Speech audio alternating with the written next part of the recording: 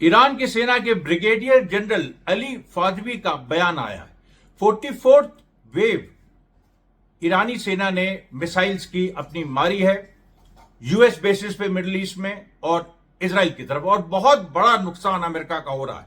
आज जो first day की रिपोर्टिंग, आज 13 मार्च 2026, आपसे गुजारिश करेंगे कि इस वीडियो को अंत तक देखिएगा, कमेंट करना मत भूलिएगा और लाइक और सब्सक्राइब करना मत भूलिएगा। मैं बार बार कह रहा हूं कि कोशिशें हो रही हैं इस चैनल को दबाने के लिए, आपके ऊपर है कि आप शुरू में ही 5 से 6 हजार की संख्या में तुरंत आ जाएं। आप भी मत देखिए थंबनेल में क्या है क्या, आप तुरंत आ जाएं, जैसे ही नोटिफिकेशन मिले तुरंत आ जाएं। नोटिफिकेशन बेल बजाना मत भूलिए, क्योंकि अमेरिका और इजराइल इस समय हार रहे हैं और नैरेटिव की लड़ाई में वो ये दिखाना चाहते हैं कि वो हार नहीं रहे हैं। इसलिए हमारा जो अमरीश मिश्रा चैनल है, जो वाहिद चैनल इस समय यूट्यूब पे है जो इस एक पोजीशन ले रहा है, सच्चाई आपको बता रहा है और ये साफ कर रहा है कि जो जमीनी हकीकत है, ऐसा नहीं कि हम अपने मन से कुछ कह रहे हैं, जमीनी हकीकत यह है कि ईरान का पड़ला भारी है। और ब्रिगेडियर अली फादवी जो ईरान के ब्रिगेडियर जनरल है, उन्होंने साफ कहा है कि the power equations have change.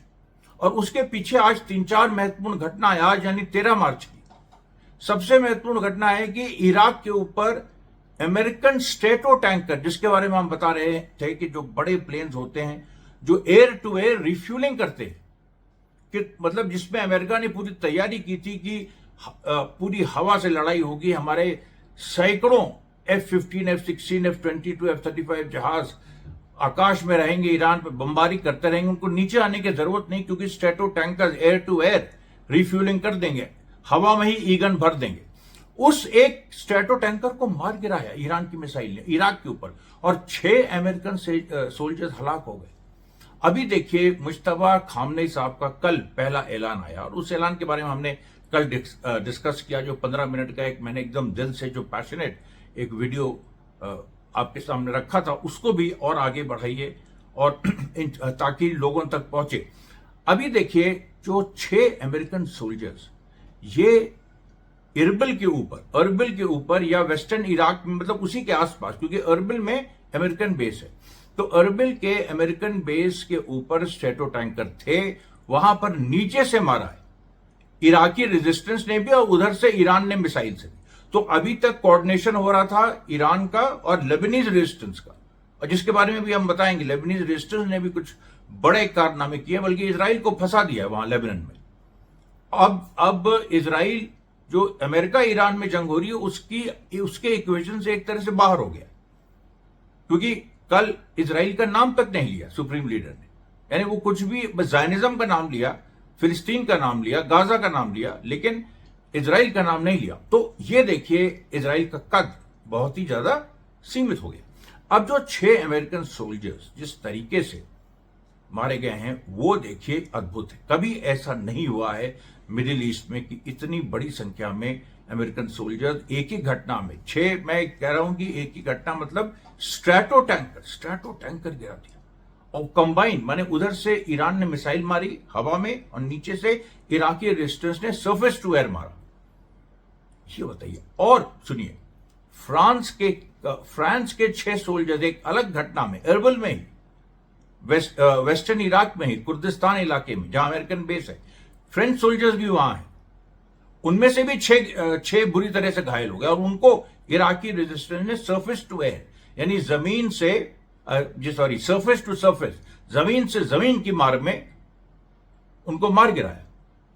उधर ईरान ने हवा से हवा की मार में स्ट्रेटो टैंकर पे मारा, फिर सरफेस टू एयर जमीन से हवा की तरफ इराकी रेजिस्टेंस टैंकर गिराया, और फिर फ्रेंच जो सोल्जर्स हैं उनको सरफेस टू सरफेस मिसाइल से उनको घायल कर दिया। उसके बाद आप देखिए दुबई के फाइनेंशियल हार्ट का हाल देखिए।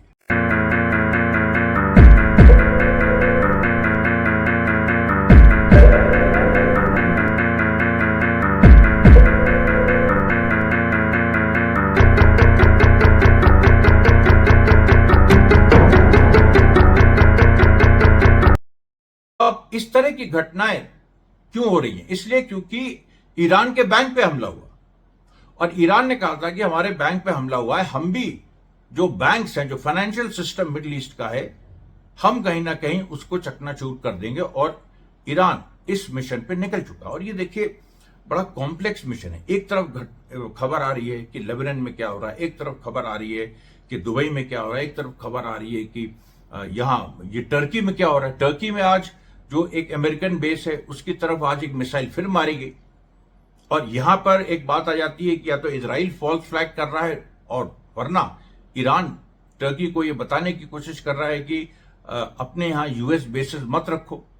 टर्की को भी इस चीज का ध्यान रखना चाहिए कि अमेरिकन बेसेस वहां नहीं रहें। जब इतना बड़ा युद्ध हो रहा है तो जाहिर सी बात है कि ये टर्की का इसको ध्यान रखना। उसके बाद नेवी, अब इब्राहिम लिंकन जो पूरी तरीके से विड्रॉ कर गई, उसकी पूरी कहानी आ गई है कि एक यूएस की नेवी गनशिप ने मार्क 45 गन जिसके सरफेस पे थी, तो वो जो यूएस की नेवी गनशिप थी, इब्राहिम लिंकन ने जो गनशिप जो इब्राहिम लिंकन की सुरक्षा के लिए रखी है, बहुत सारी गनशिप्स, तो उसने मार्क 45 गन से उसने कुछ इरानियन वेसल्स पे जो उनकी तरफ आ रही थी फायर करने की कोशिश की।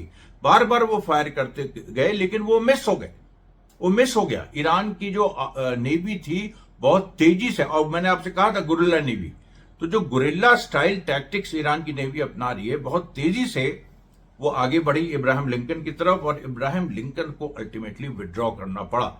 ये बड़ी खबर है, इस चीज को अमेरिका ने स्वीकार किया है। उसके बाद जो पेंटागन ने यह माना है कि स्ट्रेट्स ऑफ हुर्मुज पे पूरी तरह से ईरान का कब्जा है, और पेंटागन या कोई और फोर्स अब वहां पर जो शिप्स फंसी हुई हैं, हजारों की संख्या में पूरी दुनिया की शिप्स फंसी हुई हैं, उनको वो निकाल नहीं सकता है। फिर जेरल्ड आर फोर्ड जो दूसरा एयरक्राफ्ट कैरियर है, उसमें जो आग लगी है उसके बारे में ये खबर आ रही है कि वो बड़ी मिस्टीरियस सी आग है, अंदर से लगी या बाहर से लगाई गई, अभी ये क्लियर नहीं है। फिर देखिए हिजबुल्लाह ने जो 11 मार्च को 100 रॉकेट मारे थे, जिसमें 50 इजरायली एयर डिफेंस पेनिट्रेट नहीं कर पाया था, वो निशाने पे लगे। और आज फिर कफ्र जलादी जो इलाका है वहां पर, ये लेबनान के अंदर का इलाका है, वहां इजरायली सोल्जर्स का एक गैदरिंग हो रही थी, इकट्ठा हो रहे थे, वहां पर लेबनीज रेजिस्टेंस ने मार दिया। फिर बगदाद के विक्टोरिया बेस, यानी अमेरिका के इराक में एक तो अर्बिल में बेस है और एक बगदाद में है विक्टोरिया बेस। तो विक्टोरिया बेस पे जबरदस्त बमबारी हुई है। अभी इसमें क्या कैजुअलिटीज हुई हैं ये अभी क्लियर नहीं है, लेकिन बड़ी खबर है। फिर आप देखिए तो जो फ्रांस के राष्ट्रपति ने, मैक्रोन ने, जो उनके 6 सोल्जर्स घायल हो गए अर्बिल में, उधर वेस्टर्न कुर्दिस्तान में, वो उन्होंने एक्सेप्ट किया है।